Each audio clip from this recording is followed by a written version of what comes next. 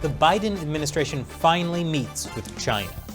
Is Biden striking a tough stance, or is China running the show? Then more on this week's China News headlines.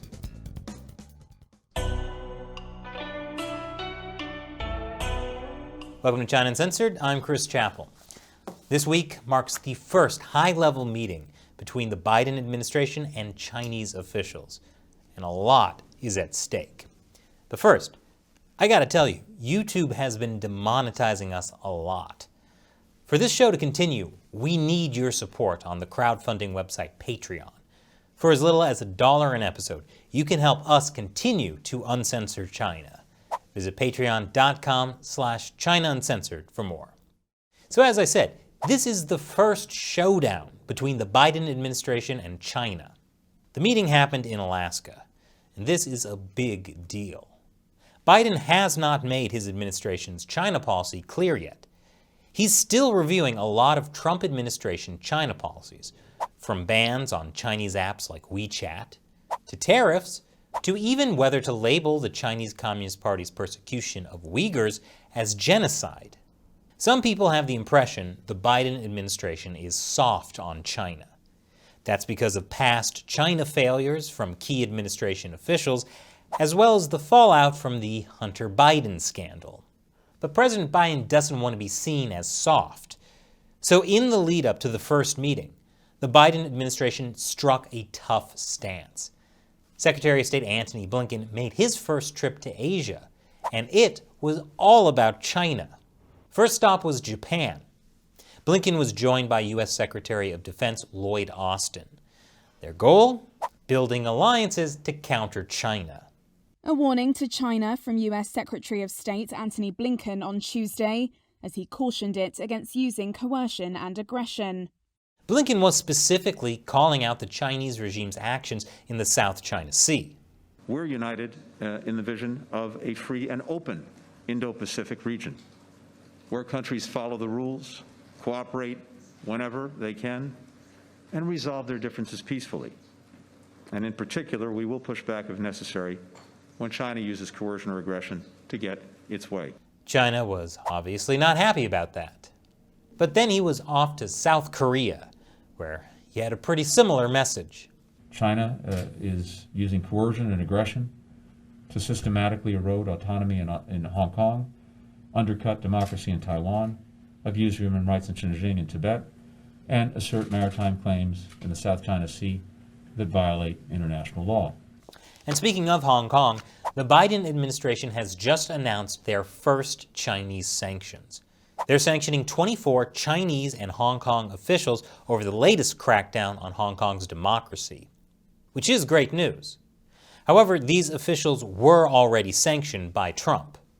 All of these officials, who include senior Chinese lawmakers and Hong Kong-based security officials, had already been hit with sanctions by the Trump administration.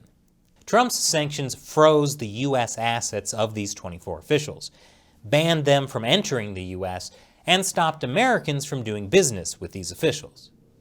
Biden's sanctions now also punish any foreign financial institutions that conduct business with these officials, even if those institutions aren't American.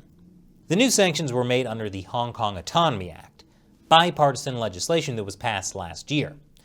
The Trump administration had also used that act to sanction many high-ranking officials, including Hong Kong Chief Executive Carrie Lam. We did an episode last year on why these sanctions are so powerful. So it's nice to see Biden and Trump agreeing on so many things.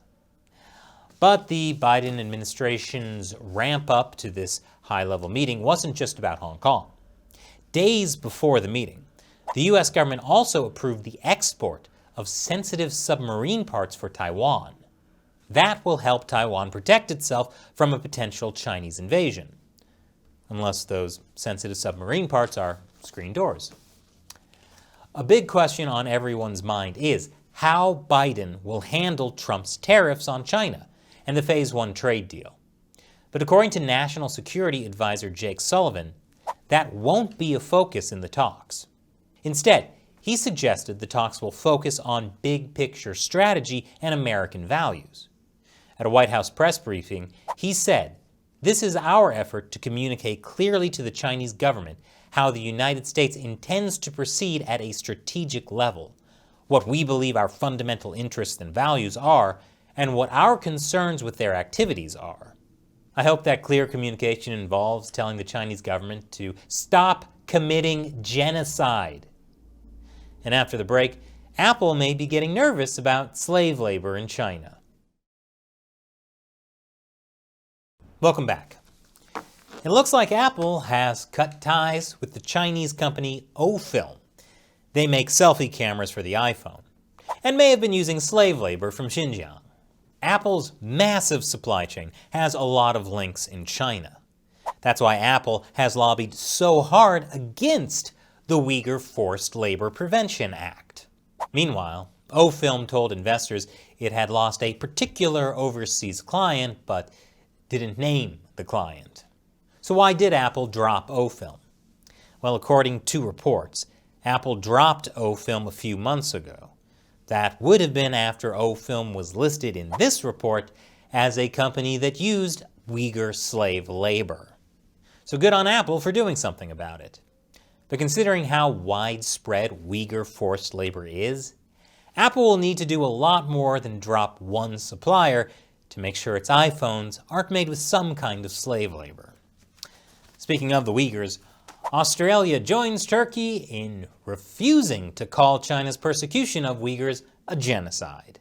I mean, you don't want to be seen as doing business with a country that commits genocide, so just don't label it a genocide. So despite the $3 billion lost in the trade war China launched against Australia, clearly there are still enough people in the Australian government who hope to one day get rich again by working with China. And some good news for people who still want to travel to mainland China for some reason. It's easier to get in as long as you get vaccinated, but only with the Chinese vaccine. At least one of the Chinese vaccines is only about 50% effective. But hey, the Communist Party would rather people use their vaccine and be more at risk than the alternative. But remember everyone, according to Chinese state-run media, vaccine nationalism is bad. But if you do get into China after taking one of their vaccines, no word yet on whether or not you'll be exempted from the anal swabs. And now it's time for me to answer a question from a member of the China Uncensored 50 Cent Army, fans who support the show on Patreon. Today's question comes from Arpanet at CERN. Hey Chris, any update on when/if the China Uncensored merch store will be back? I'm still itching to grab some for my friends and family. Also, great job as always to you and the team. Well, thank you, and great question. We actually do have a merch store on our website, ChinaUncensored.tv, but it's only in soft launch. You can buy one of our t-shirt designs now, but we're waiting to do a big public launch after we get our new China Uncensored logo and graphics. That's being done by the same team that made the America Uncovered graphics. Once we have that done, we'll do a video about the merch store, so stay tuned. And remember, the reason we're able to update our graphics is thanks to the amazing support from viewers like you on Patreon. Because of YouTube demonetization, we wouldn't have enough money to run the show, let alone improve the look of it. So a big thank you to everyone who contributes on Patreon.